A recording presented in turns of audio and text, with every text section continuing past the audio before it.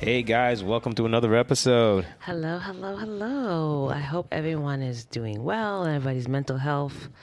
You're doing something for yourself. So, yeah. Yeah, definitely take care of your loved ones as well as yourself. So, yeah, we're gonna pull in through this year.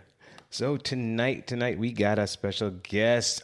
Something that Nina and I have been talking about for quite some time, as we think about Aiden's future, financial, health, anything related, and making sure that he was gonna be okay because he is an only child. So it's not something we could just like, hey, let's let someone else take care of him for if something ever happens to us. So, tonight's guest is Norman Chevlin. He's a certified financial planner, a professional registered representative, and for special care planner. He has over 32 years of experience, and he's been helping families and businesses across New Jersey, correct? In other states, or just New Jersey you're licensed? Yeah, across mostly in the tri-state area, but I certainly have clients all across the United States. Yes, Awesome. And yes, Norman, indeed. that's awesome. And Norman's also proficient in working with special needs planning community as well as the LGBT. Welcome, Norman. Thank you for joining us. Thanks for having me. It's great to be here. Thank you. I mean, this is something like I mentioned earlier, like, Nina have talked about, and it was just by chance that we were watching something and we were listening to a story about these two parents. They were, that had a special needs child. One parent had to work, the other parent stayed home with the child. And I'm looking at them, they had to have been in their late 60s, early 70s, and this child was at least early 20s. And it was Right. severely autistic. And it's like, who's going to be taking care of this child? It's not even Yeah. child, it's adult. Yeah. I unfortunately, that's a unique situation. I'm hoping to meet with parents a lot earlier on when they're younger because that's when you can really do the most good for yourself and your special needs child or children or adolescent, depending on the age of the child and your ages. But if you don't plan early on, it gets more difficult as time goes on. And I know how difficult it is from all the families that I've helped throughout my 32 years. I've been doing special needs planning for about 15 years, and I've done numerous workshops, and I've met with families. Some are very well off. Some may not be, but as we know, special needs does not discriminate, unfortunately. It is what it is, right? So autism happens to the rich or poor. Epilepsy happens to the rich or poor. Cerebral palsy, Down syndrome, you name it. Unfortunately, it happens to all of us. And so, anyhow, yeah. And so, with people being so busy taking care of their child, especially, if you have one parent working and one that's staying home taking care of the children, you know, financial planning and special needs planning, although it's something in the back of their head they know that they need to do, it's one of those things where I compare it to people when it comes to retirement planning. They keep going, I got to do it, I got to do it, I got to do it, and they don't do it. Or saving for college. But special needs planning is even more important because you have a person's life on the line and their well-being while you're alive and after you're both gone. Or if there's a dual family parent, or if it's a single parent, it's even more difficult for him or her. So the earlier on you can start planning and sit down with whether it be me or somebody like me, the better off you're going to be. So, Sure. in a scenario where a parent says, "Hey, look, Norman, my wife and I, we're in our late 50s, our child's in teens, and we want to prepare," like, what would be the first thing you would recommend them to look at as they want to plan for the future? Like, what's the first step? I would treat this family the way I would treat any family or any business owner. It would be to sit down and do a fact finder with them, sit down with them and really get to know their situation, because whatever recommendations I'm ultimately going to give them are going to be dependent on their situation.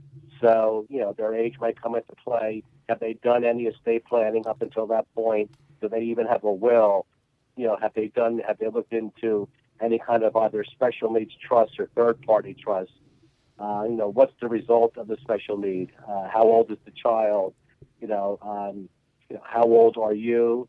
And how is your health? I mean, there's just so many factors that come into play. Like even if you mentioned somebody, you have parents that are in their 60s, as you mentioned earlier, they're kind of behind if they haven't done any planning and they have, a 20-year-old adolescent with special needs, they're putting a lot of pressure on themselves because, like any parent loves their children and they're going to take care of him or her for as long as they can.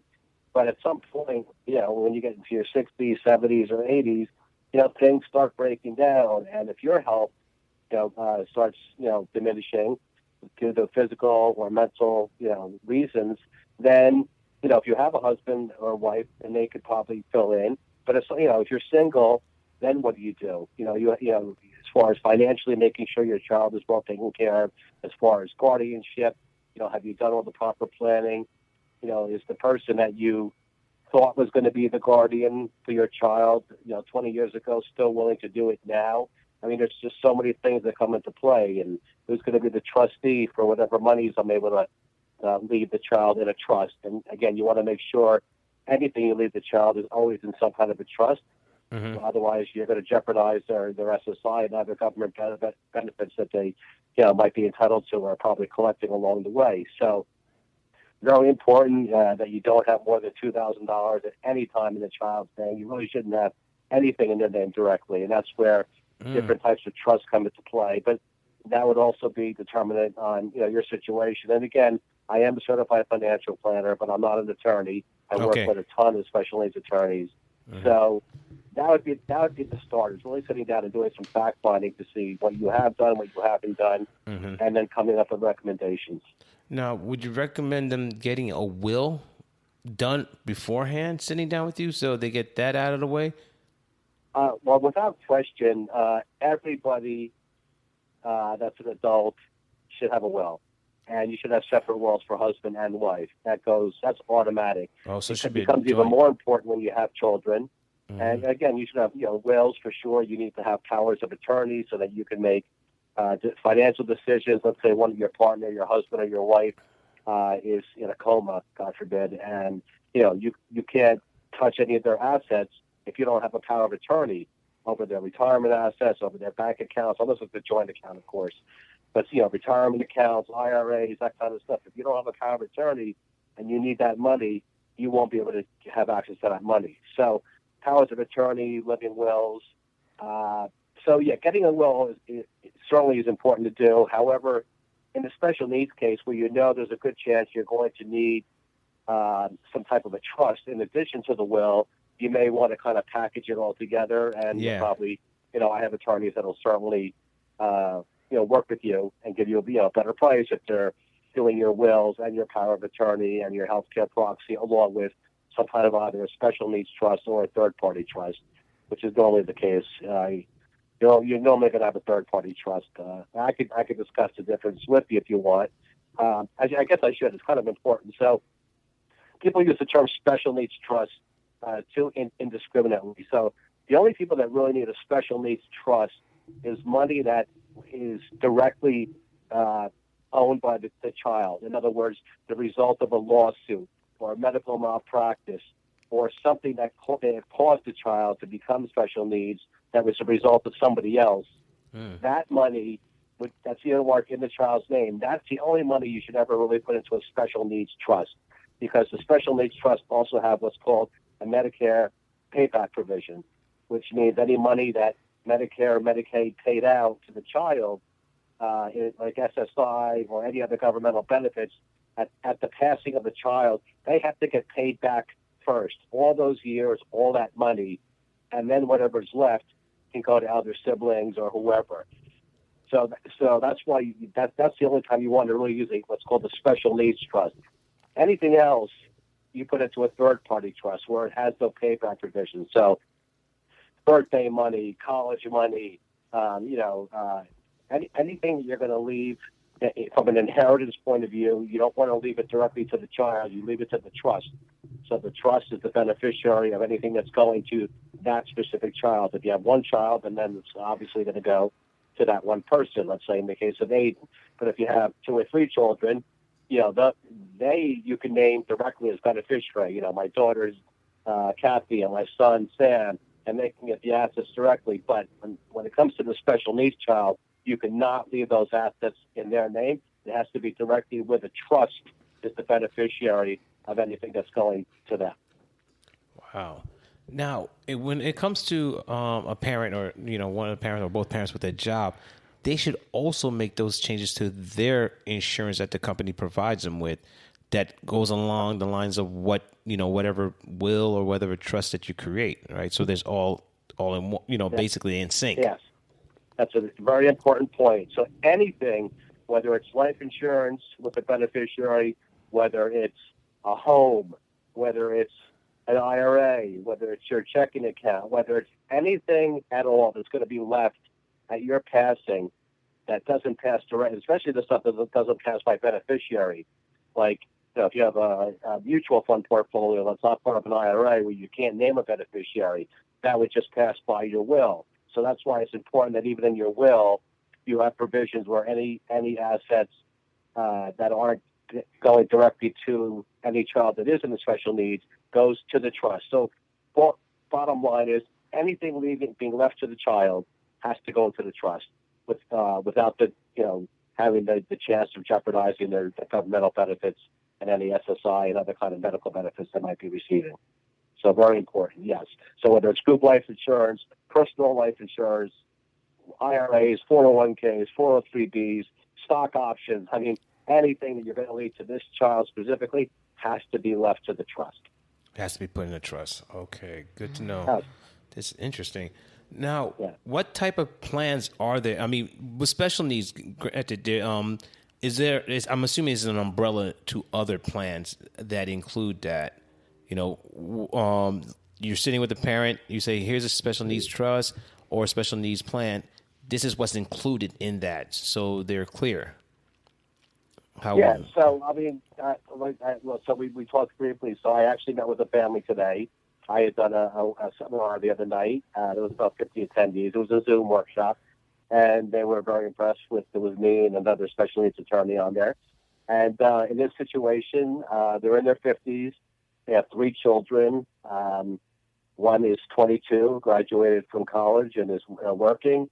The other 2 are twins, 19-year-old twins, and 19-year-old twins. And the one twin has special needs, and the other one doesn't, and he's actually in college himself. So you have a situation quite unique when you have twins, and one being a special needs child and one not. Then you have to do, obviously, really specific planning because, like most families, most parents, you want to treat all the children equally at the time of your passing. So you want to make sure that that you have enough assets to go around. And so certain assets that you would leave maybe to the other 2 children that are not special needs, like 401k money or other type of investments, are easier to leave to the non-special needs children. Really, anybody who has a special needs child should have life insurance, and that's probably the least expensive way, but not just least expensive, but the best way to assure that whatever you and your spouse, or if you're single, happen to pass away, that trust is going to be funded with enough life insurance to take care of your child for the rest of their life. And so you want to make sure you have a guardian to take care of your child and a trustee to manage the money. It could be the same person. Sometimes it is. Sometimes you have 2 different people. But life insurance, every person that has a special needs child should have a trust funded with life insurance. It's the best way to assure, you don't want to put investments in there that can go up in value or down in value.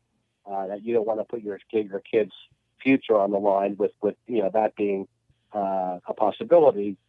So again, that's where you might want to, as far as making the estate equitable to your other children, you could leave those and leave them the physical assets, the 401ks, the IRAs, and maybe even leave life insurance for them too. But just make sure that life insurance is 98% of the time going to be the best asset to fund the trust for your special needs child. Now, is there a specific types of policies for when it comes to special needs kids? Because I know life insurance is, I think there's like whole life, gratuity, all these other types of names. Yeah, that's a great question. And I guess the only caveat would be you have to be insurable, right? Unfortunately, I've come across situations where I've met with a parent or parents, and we applied for the insurance. And although I'm a broker and I represent 60 different companies, they just had a condition that was totally uninsurable. So in that case, Wow. we had to go a different route and fund it with different. Well, the one parent was able to have life insurance, the other one wasn't. So in that case, there's actually there's two options. One, you can fund the trust with just investable assets if you have no choice, or you could do what's called a second to die policy. A second to die policy is pretty interesting. It's actually cheaper than getting two whole life policies, and you're always going to want to do whole life policies because term insurance is only good for a certain term. And so if you're concerned about your child potentially being around for 30, 40, 50 years, you need that insurance to be around for that long also. And there's no such thing as 40-year term or 50-year term. So you're always going to need some kind of whole life insurance or a blend, or maybe you start off with term insurance and then you switch it to whole life as you get older before you get too old, though, because it gets really expensive. But one option for, if you have a situation where you have one parent that's insurable and one that isn't, there's a policy called second to die. And it's called second to die because it only pays off when the second parent dies. But you can actually have one parent that's totally uninsurable and one that is insurable and still get the insurance for both of you. Because what happens is if you're a couple or a domestic partner or a husband and wife and one of you passes away, then of course the other parent will continue to take care of the child. The bigger problem arises when both parents are gone. So that's the second death. So that's when the second to die policy would kick in and use that life insurance to fund the third party trust. I'm sorry. So that's the situation that I can help people with when you have one uninsurable parent or partner and the other one is insurable. But as far as what type of insurance, without question, you're going to want to, you want to do a whole life for sure. It builds a lot of cash value. It's going to be there until 120, God willing, and the premiums don't go up. But if initially you can't afford the full, then maybe you do term insurance or you do a combination of some term insurance and some whole life. And then as your situation hopefully gets better over time, as you're making more money or whatever the case may be, then you can switch it all to whole life. So I think you could start it with term or a combination. Basically, I guess is the best answer. Question in terms of the whole life, how much? It should be $1 million. Yeah, right. That's a great question too. So I actually have really good calculators that I use where we would determine, just like I would for an adult or one of you for instance, where we would calculate what is it going to cost? What are the expenses for this child to have the quality of life that he or she has now for the rest of their life, right? So if you're not around, whoever the caregiver is or new guardian, it's going to cost money to take care of your child in the custom and the type of quality of life you gave him as a parent. So the amount of insurance, I guess, will be dependent on a number of things. One, what type of special needs your child has. Are they functional? Are they ever going to be able to go to work or go to college? Or if they're totally homebound and nonverbal and probably not going to be able to leave the house, you have to look at their age. You have to look at your age and determine, because again, the thing about insurance is you want to get it when you're young and healthy, because that's the two factors that, affect the price of the insurance are your age and your health. So I'm not sure if that answers your question, but as far as how much, again, some of it's going to be a factor of how much you can afford. Some of it's going to be a factor of, the type of special needs your child has and the age of that child and how old they are. And, unfortunately, some parents know, depending on the type of special needs the child has, that they are probably not going to live 40 or 50 years or 60 years. Unfortunately, that might be the case. And so you might do a little bit different planning there. We all hope for our children to outlive us, but that doesn't always happen, unfortunately. So it's a really matter of just sitting down with me. We would do calculations based on your income now, based on, what would happen if what if you lost your job and you couldn't even work anymore?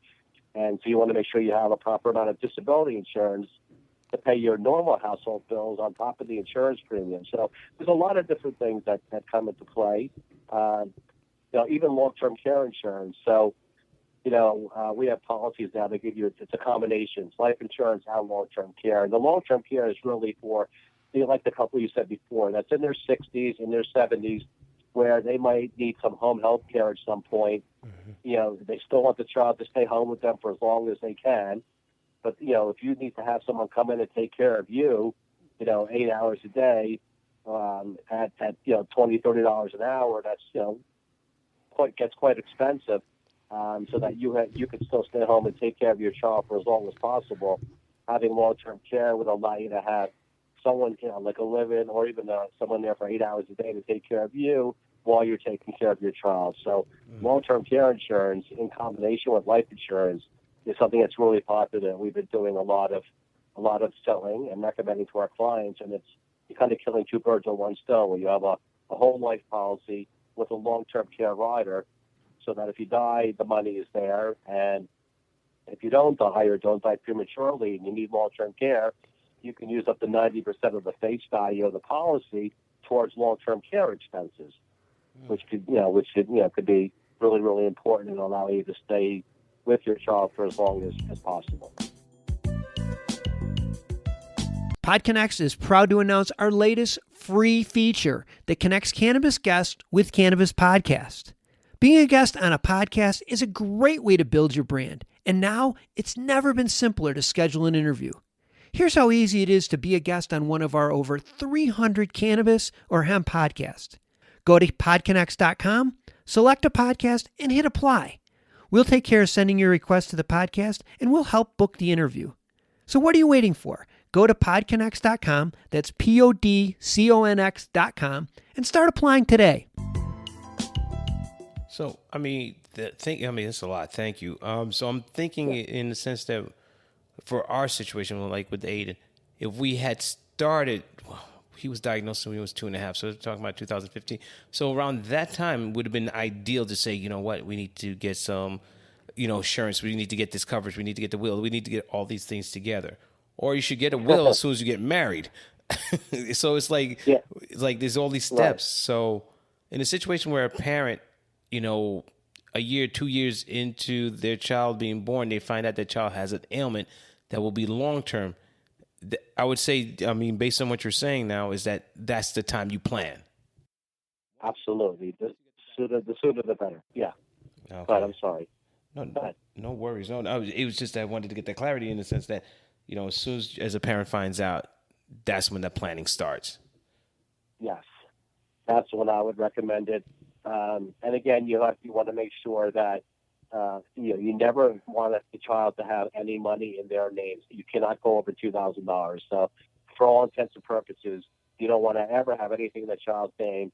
Look, unless you're, a multimillionaire, very, very wealthy, and can take care of the child, and they don't need any kind of governmental benefits, even though, if you're entitled to them, you might as well get them. But if you don't need them and you're not, that's not a concern of yours, you still want to have the life insurance when you're not around, but you might not feel under as much pressure to do it sooner rather than later, although it still makes sense to do it sooner rather than later because, again, insurance is based on your age and your health. And I don't care if you're rich or poor, there's no guarantee that just because you're rich that you're going to stay healthy or that you're going to live a long life, right? And that's just the way life is.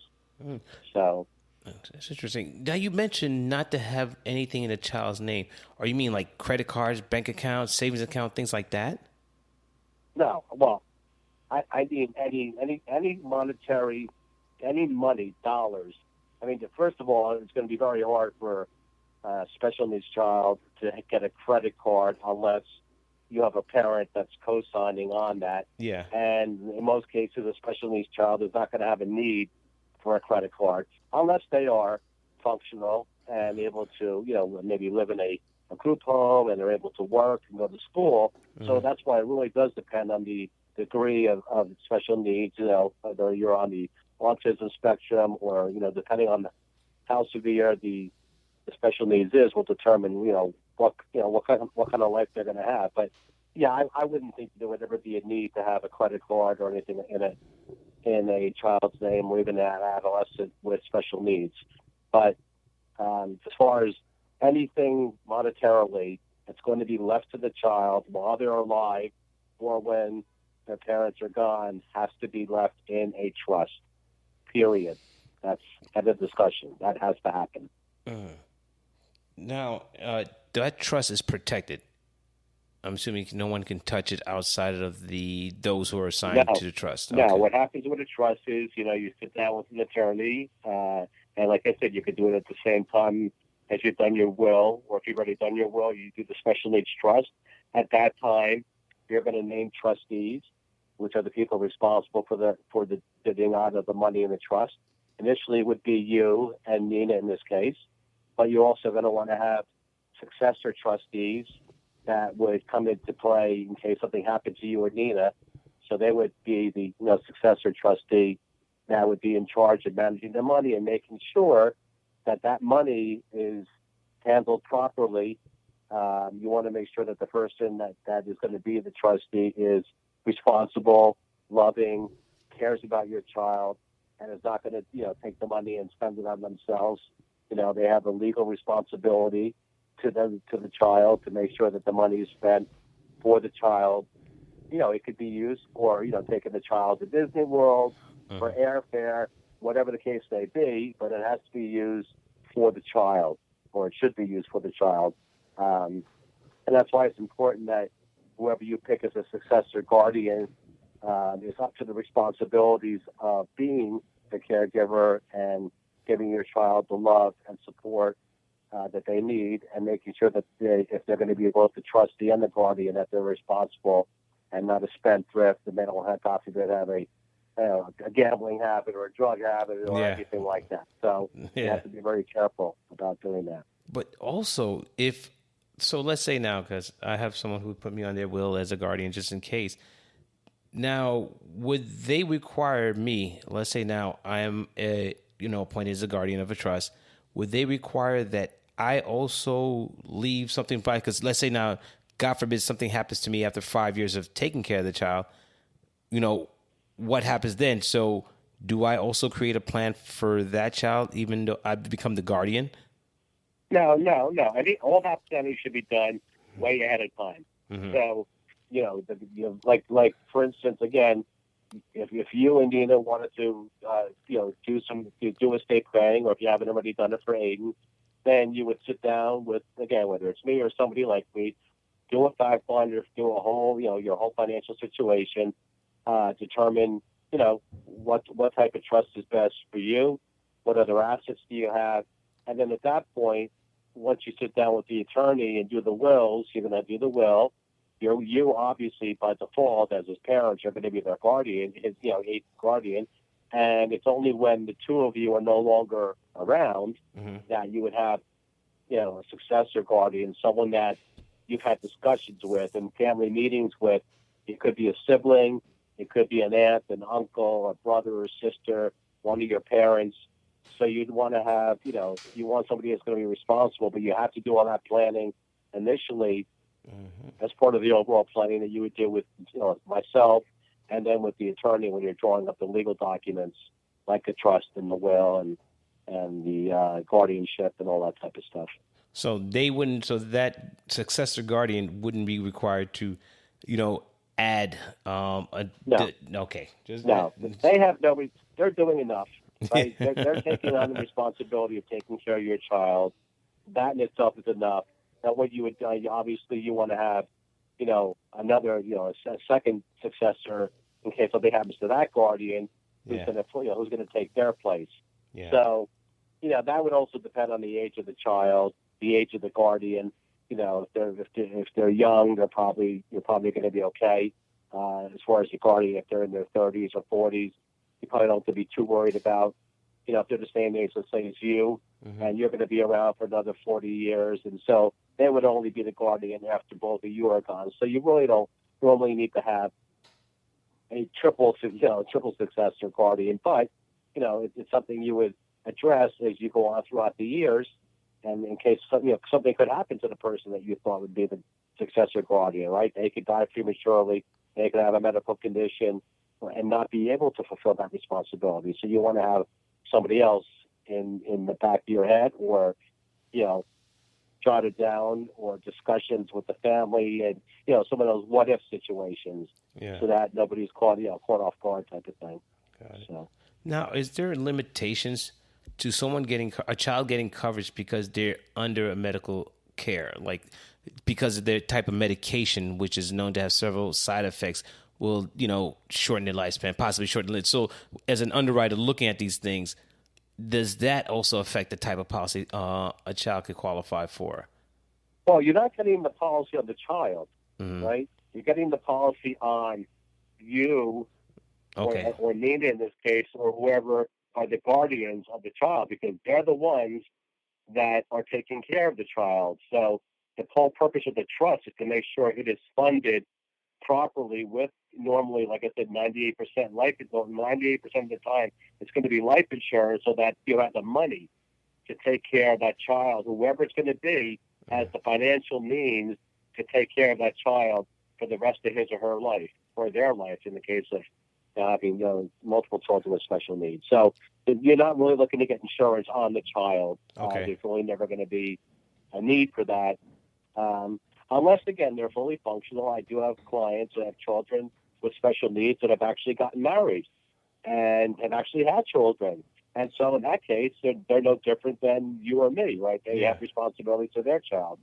So in that case, yes, but that's, more the exception than the rule. So really, you're only concerned about getting the insurance on the caregivers and having that money being left to the child in the trust when they are no longer able to take care of them. Yeah. What was like the biggest mistake you've seen parents do when it came to planning something like this? Well, I guess the biggest mistake is not planning. Right? That's true. That's the biggest mistake, unfortunately. Mm-hmm. Being a special needs parent is not easy. And you know what? Life happens.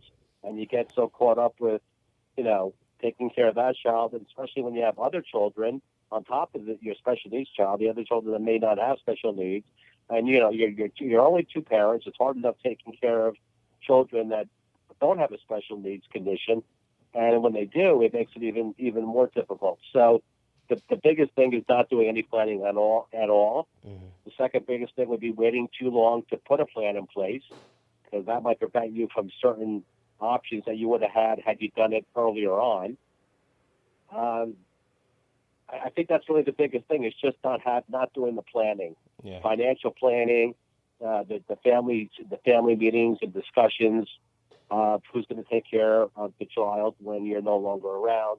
I think those are probably the biggest thing, and that goes for regular families that don't do any kind of planning, whether it's for college, whether it's for retirement, whether it's for long-term care, anything like that. At that point, unfortunately, people don't plan to fail; they fail to plan, as they say. So that's my biggest piece of advice: is do it now. Don't put it off, and don't procrastinate. Fair enough. I have to say thank you very much for joining us. Now, if people wanted to, our audience wanted to reach out to you and get some more information and insight, how would they be able to reach you? Well, they could reach me at my direct email, which is my first initial N, like Norman, followed by my last name, which is CHD as in Edward, D as in Victor, LIN at Financial Guide, GUIDE, so it's all one word, financialguide.com. You can also reach me at my office number, which is 732-751-3003. And if you are respectful, I'll give you my cell. It's 732-513-8213. So that's probably the best way to reach me. Shoot me an email. You call me or shoot me an email, leave me a message. You'll get an answer back that day or within 24 hours. That's my guarantee to all my clients. And your website as well, just in case they want to do some research. Yeah, you can go. Well, I have different websites.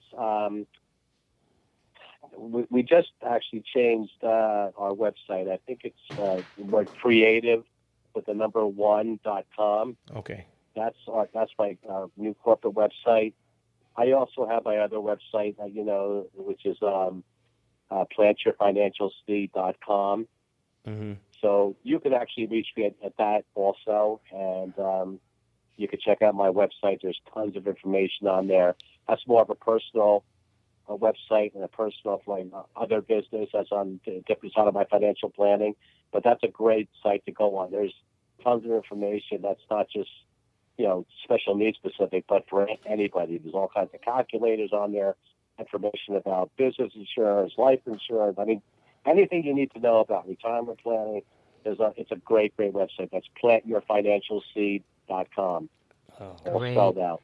All right. Thank you so much. I took so much notes. So Yeah. a really good interview. Thank Well, you. I'm happy. I mean, I get a lot of pleasure out of helping families, educating them, and just seeing the smiles on their face when they have that feeling that, wow, this is just something that's been in my chest, on my shoulders, weighing me down for so long. I've been wanting to do it. Yeah. I'm so glad, Norman, you really helped us out. Thank you so much. And that's a great feeling, Yeah. So It is, because it's not easy, because so many families that need so much help, and they just need to just get started. That's the first thing. And they got to get started. so we're one of those. So thank you for the help. So well, listen, I want to thank you guys for giving me the opportunity to share my, some information, some education, some of my knowledge that I've, garnered over the years. I am also available for, public speaking. Like I said, I do Zoom workshops. That's right. I know that we have the COVID right now, but, there are people that are starting to feel more comfortable. I'm sure within the next 2 or 3 months, everybody gets their vaccines. We'll start doing more, person-to-person workshops. Mm-hmm. But for right now, we could do Zoom workshops, or we could just have a phone conversation and talk about your situation. So whatever works best. Now, will you be posting your Zoom schedule for, if you're going to be doing webinars on your website? Because when people go there, they can actually register for it. I tell you what, I don't have the ability to post it on my corporate website. I probably could do it on my other website. What I would probably do, though, is just, reach out to you. Okay. And you could certainly post it on your Love and Can site, I guess. And but people could always call me, and I could, I don't have a way, unfortunately, to post it on, just for compliance purposes. It's just difficult. But I'm open to it. They can reach out to me, and I can certainly have a workshop. Okay. As long as my calendar's open, just let me know, and I do. I'll talk to groups of 10, 50, 100. Doesn't matter. Just reach out to me, and we'll put it on the calendar and make it happen. All right, great. Thank you again. I really appreciate your time and your insight, and definitely helpful. Thank you again for joining us. You're very, very welcome.